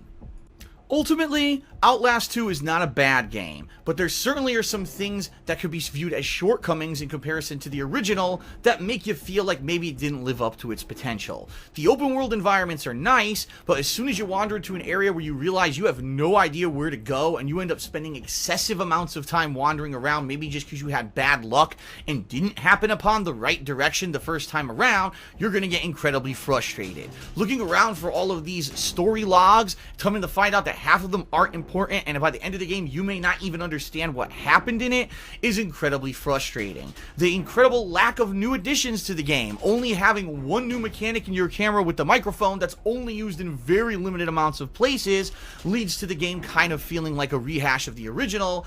And it needs to be said, the fact that unfortunately you die a lot in certain areas because of beginner's trap situations, like running in the wrong direction straight into enemies that insta-kill you, leading to death after death after death, desensitizes you to the style of death and horror that you're supposed to be afraid of. And by the time you're about halfway through the game, you really don't care about getting killed anymore because you've already died so many times, it doesn't really feel like it's a big deal anymore. So there are a big handful of negatives around Outlast 2 that I feel make it be a little bit inferior to the original game. Not to say that the original game was perfect or flawless, because it definitely had its own shortcomings as well, but this game I feel could have done a lot better if it maybe had a little bit better direction and just a little bit less confusion. Ultimately, when I play a survival horror game, do I need all the answers by the end? No. But at least I want to feel like my time was well spent and I at least get some kind of closure. Not that I'm sitting there feeling like maybe they hid the ending behind a DLC paywall or something, which I'm not sure if they're going to do with Outlast 2, but it is pretty sad that someone had to explain to me the end of the game rather than me actually being able to find it for myself. So, a lot of shortcomings. I definitely feel the game is still worthy. If you do like survival horror games, and especially if you like the original Outlast, you'll probably like Outlast 2, albeit there may be a few caveats here that are going to make you feel like it's not as good as the original. I actually give Outlast 2 a 7.5 out of 10. It's better than average, it is an interesting game, but there are some things that I feel should have been improved upon or not as they are in this final game, and ultimately, you may like it, but I did enjoy playing it, but I did feel disappointed by the end, and that's why I give it that score. I need, really at this point, concrete and good suggestions for this new channel. Because I really need a good name, a catchy name that has nothing, and I'm going to say this again because people didn't seem to understand when I said it last week. This channel could have nothing to do in the title with DSP, Darkside Phil, like King of Hate, none of that.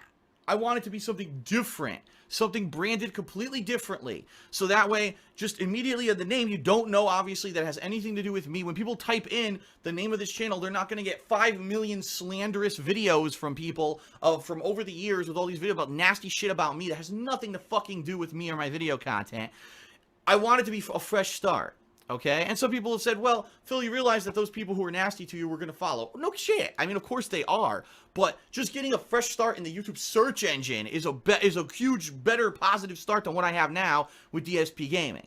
Okay, so any suggestions, just with the ideas that I've given you, countdowns, top 10s, best of the week, best of moments, worst of moments of playthroughs, edited, game reviews like the Hateful Truth that I did this past year, and other projects similar to that. That's the kind of stuff you're gonna see on this channel. What do you think? And again, stay away from DSP, stay away from Phil, stay away from Darkside, stay away from King of Hate, all those things that are associated with me. I gotta try to make it different than those, alright? So please send me your suggestions. And again, you're gonna notice all the crap is disabled on this video, because I want people to watch this video at face value and not be distracted. I want you to get the message rather than, oh, it's in the comments, oh, thumbs down, and people say nasty shit. No.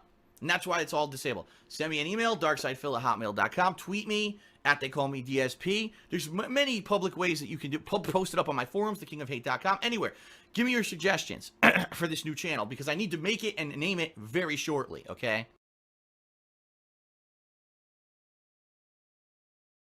Really concretely hurt me this summer. He just talked about negative stuff. He goes into positive and then goes back to negative. Literally has cost me thousands of dollars and really concretely hurt me in a way that no one has ever been able to do before. You know, before this year, it was always about trolling. It was about trying to smear my personal reputation. And the bottom line is 90% trying to. He smears his own reputation. Don't care about that shit. All they want to know is Phil putting out a new video game? Is it entertaining? I love how he admits right here that his fans don't give a fuck about all of that extra shit. And to be honest, they really don't. At least most of them don't. And fair enough, you know, fair enough if they don't care about all of the extra shit that surrounds DSP, but I don't know. And I don't understand how you can really like somebody if you understand that he's pretty much a shitty person. About the air of drama that's around all the bullshit, right? But this year, these people found a way to actually hurt me in my business concretely. And the thing is, he say his fans, most of them don't care about the drama and all of that stuff. But then he make videos about drama. And he talks about drama on Twitter all the time. He talks about drama in pre-streams all the time. And he talks about drama in vlogs all the time. And if he's not talking about drama, he's saying something that could bring drama. So maybe his fans do care about it. So maybe they just don't talk about it. Despite all the negatives and all the positives, I still think this year has been a very eventful year and a very progressive year in regards to myself and my business. In insurance field, unfortunately, today I got some really bad news, and I'm not going to sugarcoat it or anything. Got dropped as contract, got renegotiated. But not give you concrete details on stuff, because I really do feel at this point in my career on YouTube that I'm giving too much information, and by giving too much information, unfortunately, people have found ways to use it against me. No to shit. The truth into a half-truth that makes everything nasty, or finding a way to get at me. And I'm not... Turn a truth into a half-truth to make everything seem nasty. Think about how dumb that fucking sound. People turn the truth into the half-truth to make it seem negative. Going to do that this time. I'm just going to basically tell you generally what's going on. He said business once, by the way. And then I'm going to tell you what my approach is. I'm going to tell you what I'm doing to react to it, to try to continue doing what I'm doing for a living full time. And I'm going to be honest, it's not certain. I mean, let's face it, YouTube was never fully certain, right? It was never 100%. Phil will always be doing YouTube full-time thing. But Phil, I thought you said a business. Right now, I thought you said working at an office wasn't for certain, wasn't for sure. People have asked me that over the years, and I never. But not YouTube, not certain for sure. And as of today, I kind of retrospectively looked at everything, and I said, "Here's really what the plan was. Number one, right? Here's my plan moving forward. All right, number one." I need to diversify myself, and I know that I said this years ago that I wanted to do it, and I tried to do it. You said this months ago too, and you never did it. Of vlog series, and you know, the whole thing with Project 7 that I worked on years and years ago was a way to try to diversify my. That I worked on. You mean that other people worked on and you just was a part of? Content, so I didn't pigeonhole myself into a corner where I was just doing gameplay. And you saw what happened with that. It all kind of blew up in my face, and it blew up in his face. Reason, you know, people are for whatever reason. And it's like whatever. I never even knew that that stuff was going on behind the scenes. I never knew that that stuff was going on behind the scenes. He's referencing the fucking Brambo and Howard exposure video. Oh my god, and DSP. Ultimately, it kind of came back to bite me. He has to say it and duck his head all down. He can't even lie to us correctly. That I have to have all these formal contracts and agreements hashed out ahead of time, so there's no misunderstandings and misconceptions. A formal contract. A contract. You saying next time you do something with somebody like Project 7, you got to have a contract with them. But you didn't pay those people. So you're going to have a contract to not pay somebody and to get all the money. People don't come back 3 years later to complain about stuff when they never even said a word to me. I mean, it is what it is. Let's sign a contract. I'm not going to pay you. Sign the contract. I'm going to take all the money and lease a BMW. Sign a contract. I wanted to do more montage style stuff. I wanted to do the best of each month montage. I wanted to do the best and worst of each gameplay, major gameplay series that I did. I'm still waiting on the best and worst of Minecraft and the best and worst of Bloodborne. Still waiting. I've been waiting for months. I kind of downplayed it a little bit and only did it maybe once a month for the ongoing months until the summer. And here's what I saw. At first, there was a lot of interest, And then the interest waned and waned and waned and went to almost nothing, to the point where I was putting in 5-6 hours to edit these videos and they were barely getting any attention. And when I asked everyone what happened, the overwhelming response I got was, well, the problem is you're still playing as many games as you were before. So you're making these videos, that's great. And at first we were interested, but now they just get lost in the shuffle of all the other gameplay you're doing. And we don't have a chance to watch them anymore. We don't even realize when they're out, and therefore they don't get the attention that they deserve. So I took that into consideration, and I was like, okay, and I kind of said, all right, I'm going to put that on the back burner for now. I'm going to listen to what people... Think about it. When is the last time DSP did a montage? Alan Wake. He did one Alan Wake montage. People paid for him to do Alan Wake montages, by the way. He did one. It got low views. He bitched about it having low views. Never did it again. It was the last montage he did. It was almost 2 months ago. He wants me to trust him to make good montages. When last time he made one was almost 2 months ago. And he never got better at editing. That's the funny thing about editing. If you edit stuff, and I know because I edit stuff. If you edit stuff and you get in a certain little point or a certain little way of editing stuff, and you don't ever edit stuff just to fool around, you just edit stuff to put out, you're never going to get better. At least that's the way I see it. And DSP probably is the same way as I am when it comes to editing.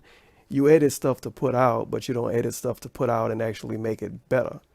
So every time you edit a video, it's edited just as good or just as bad as the last video.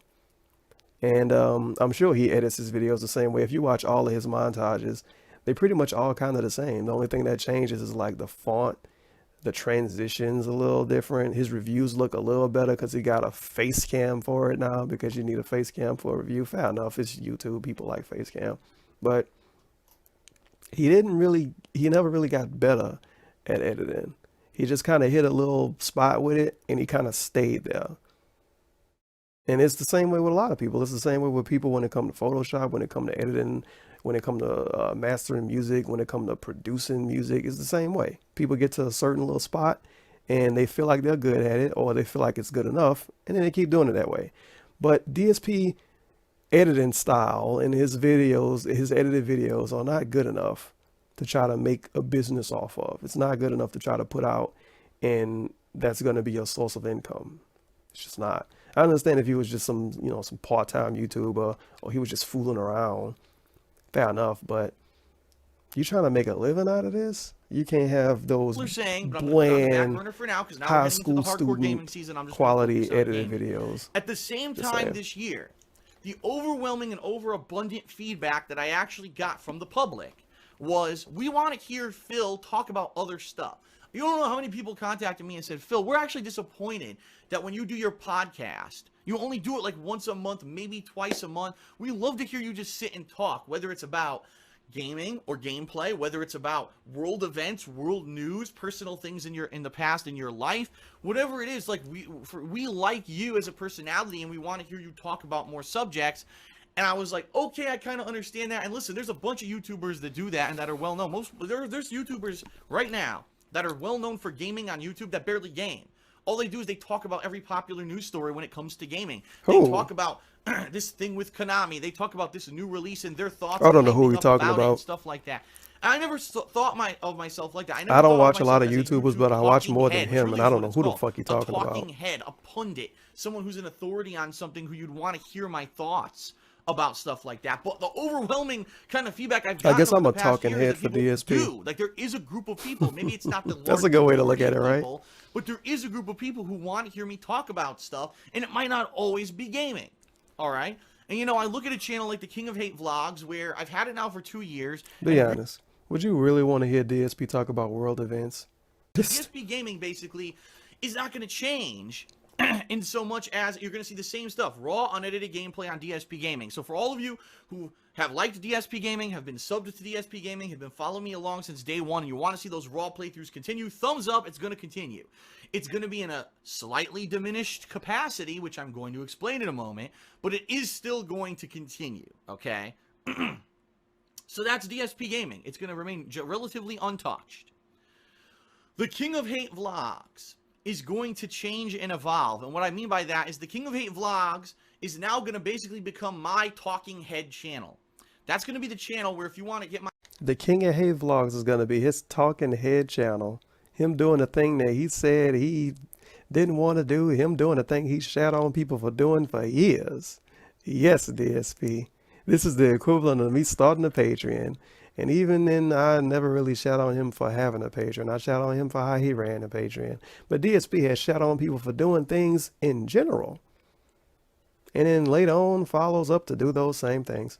He shit on people that take donations, takes donations later. He shits on people that do shout outs, does shout outs later. Shits on people for being a talking head on YouTube, wants to be a talking head on YouTube. My opinions on a news story, you want to get my opinion on something that's going on like during the holidays, you want to get vlogs of me. Let's be honest here. In the United States, what is on the news most of the time? Somebody blowing something up, somebody getting shot somewhere, some bullshit, negative shit that a lot of people probably don't want to hear about on the YouTube channel. So if DSP makes his vlog channel about this, he's going to be talking about terrorist attacks every other day, and people getting shot by police every other day, and people getting beat up in the mall trying to buy a pair of Jordans and shit. He's going to be review tech. He's going to be review tech DSP. Not USA. He's going to be review tech DSP. All right, then. Going somewhere on a trip, DSP tries it. We'll still continue on that channel. So we'll Ask the King, the monthly Q&A session. If you want to get my personal thoughts on stuff, the King of Hate Vlogs is going to be the place to go. You're not going to see those kind of videos on DSP Gaming, these talking videos, unless it's something really important that I need to discuss, like this video. You're not going to see this on DSP What Gaming about your anymore. pre-streams? Those are talking videos. Vlogs. And so what I'm going to make an effort to start doing in 2016 is to try. Why is he waiting until next year? Like, okay, I'm going on a slight little tangent here again, but this is why I kind of procrastinate with shit I'm trying to do so much, because you say to yourself, okay, I want to do this, but I'm gonna wait until this time to do it, and then when that time comes, you went so long thinking about doing it, you don't really want to do it. So you say, okay, I'm gonna do this stream next month. The next month get there, oh, I don't really feel like doing it today. Maybe tomorrow. Well, maybe tomorrow. Well, maybe next week. Maybe next week. Maybe next week. Okay, the month over with. Okay, I'm gonna do it as soon as possible when I feel like doing it. I don't feel like doing it today. I don't feel like doing it now. He's gonna wait until next year for no fucking reason to do these stupid videos when he's gonna be a talking head and no one is gonna take him seriously on the subjects he's talking about. But he's gonna wait until next year to do this. For no reason whatsoever. When next year gets here, he's not gonna feel like doing it. Remember when he was doing montages all every month? Remember how that turned out? To do way more stuff on that channel and try my to build videos up the about viewership. bullshit are not What I getting mean enough by that views. is there's lots of potential. If I were, let's say for example, a news story came out this week, Hideo Kojima wanted to really be at the Game Awards, but Konami basically contractually told him he can't be there. You don't know how many people messaged me. Phil, did you hear what happened to Kojima? What is your thoughts on that? Can you add anything to that? And I said, you know what? I'll hold off. I won't talk about that news story because I'm going to talk about it on my podcast. I'm not going to do that anymore in 2016. What'll happen is I'm going to actually film my reactions to that news story when it's fresh and new. So that day, he's going to be a really like generic now, YouTuber. I'll let you know my opinions, Holy and that fucking video will shit. go live on the King of Hate Vlog. Wow, he's gonna be really generic. Reactions to things going on in the world, and it might not just be about gaming. For the first time ever, I'm going to try to branch out, and I'm going to try to cover different kinds of stories, whether it's pro wrestling, whether it's politics. To some extent, I'm going to be careful because you realize when you start talking about things like religion and stuff like that. Now, oh my God, and I understand how important that stuff is to people. Okay, good. And I have so my fear isn't gonna come true. He's gonna keep it to bullshit, unimportant shit. Thank fucking God, DSP. You're not gonna start talking about riots happening everywhere every other day and shit. A perspective Because that's man, kind we of don't unique in need more of regards that to on certain YouTube. issues and stuff that I I think I can understand add. people I think I want can to see that add on to a YouTube, but subject, and I can I'm concretely sorry, give you you got a some fucking kind of TV, you got a radio, a just listen perspective to the or news. point of view I that don't would know. help you to maybe I'm broaden your horizons. I'll do a ignore video me, about it. ignore that But opinion. I'm not, and I want to emphasize this. I'm not going to be one of these Someone's gonna YouTube post a comment. commentators who every day I puts out a love this video YouTuber, and they for make drama videos about this, purposes. and I love their This opinion. Fuck guy you. fucking said this, and now, what a fucking me. No, that's because that's garbage. That's garbage fluff Let me content. And there's tons of rewind. YouTubers who do it. They put up for Garbage that's content. kind of unique and Half his fucking channel is garbage content. Me making a reaction video to Hideo, wow. Me making a reaction video to Hideo Kojima not being able to accept an award. It's kind of garbage content, to be completely honest. I mean, it depends on what people want to see. I mean, to be honest, these videos are kind of garbage content, but it depends on what people want to see. If people like it, they like it. If they don't, they don't. I mean, you can't make a video and expect people to like every video you make. But DSP is saying videos on YouTube are garbage. Wow. regards to certain issues and stuff. Let's that I see. think Let's see I what can you add. say. If I think I can add to a subject and I can concretely give you some kind of a perspective or point of view that would help you to maybe broaden your horizons, I'll do a video about it. But I'm A point of view that can broaden your horizon. So you mean like change my opinion? not, and I want to emphasize this, I'm not going to be one of these YouTube commentators who every day puts out a video for drama purposes. This guy fucking said But if you made a video about Kojima not being able to accept his award, that would be a drama video. This would be a drama video about Kojima. It's not a drama video. It would kind of be whatever. this and now, what a fucking me. No, that's because that's garbage. That's So- garbage fluff content. And there's tons of YouTubers who do it. They put up fluff content every day for the sake of trying to stir up drama. I've seen YouTubers, it's a positive story. Oh, this game company is going to put out a collection of games. Well, they didn't include this one particular game that's my favorite, so fuck them. Stand there raging in front of the camera for fucking 15 minutes about some little insignificant thing. Looks like a fucking little fucking sissy I thought you don't watch YouTubers. schoolgirl complaining about your personal They look like a sissy schoolgirl, a 33-year-old man that's waving his arms in front of the camera all the time. Not just this time when he making an example. Waves his arms in front of the camera all the time, whining and bitching. Saying another person looks like a sissy schoolgirl. A 33-year-old man is calling someone a sissy. A sissy. Wow. gripes when the actual news story is a positive Phenomenal. one. Don't ever expect to hear that from me because that's not the kind of person I am. I'm going to want to add significant commentary to things that are going on in the gaming world and But outside this of the is gaming world. subjective. So, for those of you who Someone like me might as a see that person, yes, sissy you can believe and that there's think actually what a he select has group to of say people who actually like me as a person, worth despite all the saying. slander and bullshit that's happened over the past several years. For those of you who are interested in that stuff, that's what the King of Hate Vlogs is going to become. Now, you're still going to have things like the weekend preview. Like I said, DSP tries to Ask the King going forward, but that channel is going to now primarily more become me and getting my opinions on stuff and me talking, all right? So the channel is going to go from being about you to being about you. Rather than kind of right now, it's kind of willy-nilly. If I'm going to upload a video or not upload a video to it, you never really know when something's coming on the King of Hate Vlogs. Now you can kind of understand that this is going to happen, all right? Now, the third prong of the three-pronged approach is the completely new one, the new spin. I've hinted at this for a couple months now, but never definitively explained it, and I'm explaining it right now because it's very important that people understand how this is going to work. I fully know from looking at YouTube trends and all the feedback that I get that these, like I said, these long-form, unedited, raw playthroughs that I'm doing on DSP Gaming are not what's hugely popular on the internet, and it's not what the common YouTube viewer wants to see anymore. What does the common YouTuber like to see? They like to see countdowns, the top 10 of this, the top 10 of that, the best and the worst. They want to see montages, the best and funniest moments of playing this particular game. You know, the 10 biggest fails when I was playing this game, that kind of stuff. They want to see edited game reviews, which I actually did implement this year with the Hateful Truth. I've got game footage implemented with me talking and these cuts and text and everything. And a lot of people don't even know that because those game reviews go on the King of Hate Vlogs where a lot of the people who watch my gameplay don't even watch. So they don't even know that that exists and that I upgraded the reviews this year.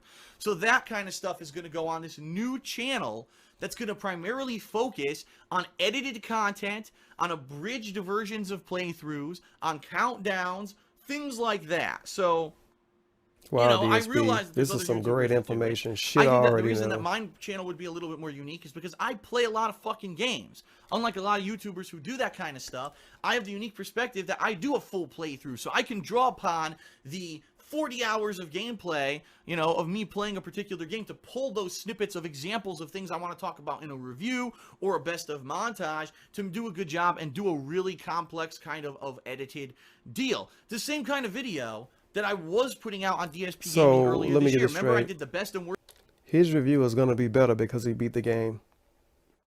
of Pretty Dying much. Light, the best and worst of the Order 1886. Just assume no I one did else the best beats of the game January, except for you, February, March, DSP. April. I was doing a good job with these montages, but again, the overwhelming feedback I was getting after doing it for about 4 months was, well, it's cool you're doing it, but we're not really watching it anymore because you upload so many videos to DSP Gaming, those videos get completely lost in the shuffle. That's We bullshit. don't really have time to watch them because That's we're busy complete watching your raw bullshit. He gameplay. making We that don't even up. notice when a new one People comes didn't out. watch him because So people think didn't this. see him, It's going to be a sure. new channel. Or people didn't For all care, those people who sure. say they But people constantly didn't don't tell have time them to I'm watch not all my watching it unedited because you playthroughs upload can too go and much. sub to this channel. So here you go. Immediately, all those people who complained that I'll never sub to DSP Gaming because my inbox will be flooded all day with raw gameplay videos because you upload too many.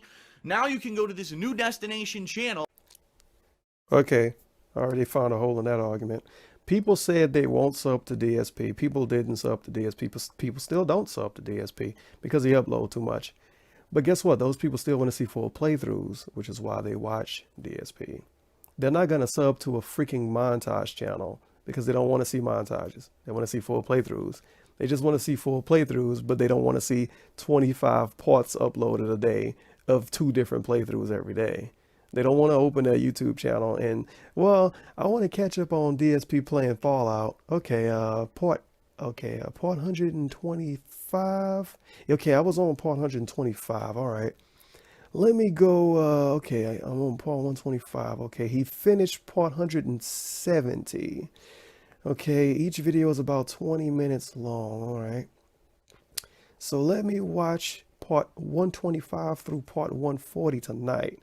And then they come back tomorrow, and now part 200 is uploaded. So now they got another fucking 50 videos to watch. Those people that want to see full playthroughs are not going to go to a stupid fucking montage channel. You could sub to that, and once a week you'll have the best of the week. Here's the coolest stuff that I did this week in a 5-minute snippet Best of the week? compilation, right? 5 minutes? Here's a cool countdown from my 7 years of YouTube presence. I've taken some of the best stuff that I did, the best villains, the best heroes, the best... You know what's going to happen? DSP is going to go, he's going to make forum posts, well, forum topics, and it's going to say vote for the best moments. He's going to have people vote on this shit. He's not going to make these countdowns on his own. He's going to make people vote for the him. best shooters, all these things I can draw upon to make these series for this channel, okay? People Plus, are going to vote the for this, and Hateful he's going to Game make the Reviews will go video. over there, and will He's too actually fucking be lazy highlighted for the to first look time ever. this shit up on I his own. fully believe that if I take that kind of edited content and I separate it from DSP Gaming, that it could be successful, and it will be successful, because people will now say, well, I don't have time for DSP Gaming, but I could sub to this channel, and a couple times a week Phil puts out a new video that's edited and it's nice and stylized, and I can watch it within a few minutes and I can enjoy it, versus going over to DSP Gaming and there's freaking 5 hours of gameplay a day that I could never catch up with. Okay, and that's what the common YouTuber wants. They don't want their inbox flooded with 700 videos a day. They want 1 or 2 videos, right? Oh, Phil uploaded a new video today, let me check it out, versus, oh, well, it's a new day and here's another 400 videos from Phil. Now listen, I understand there are my core fan base, the people who've been with me since day one. Your core fan base with like 8 people, Gaming, which is why I'm not stopping. I'm just separating the content. You're gonna have DSP Gaming separating for the raw content. I lost a lot of DSP, so let me just move him up to like 69. No, let's move him up to 70. New channel for all the edited content, the reviews and stuff like that. Okay, 3 prongs. I don't know. I keep saying that. Last thing, folks, game reviews. People are still asking me for these like you didn't listen to anything I said the past couple of months, so I'm going to reiterate myself again in this week in preview.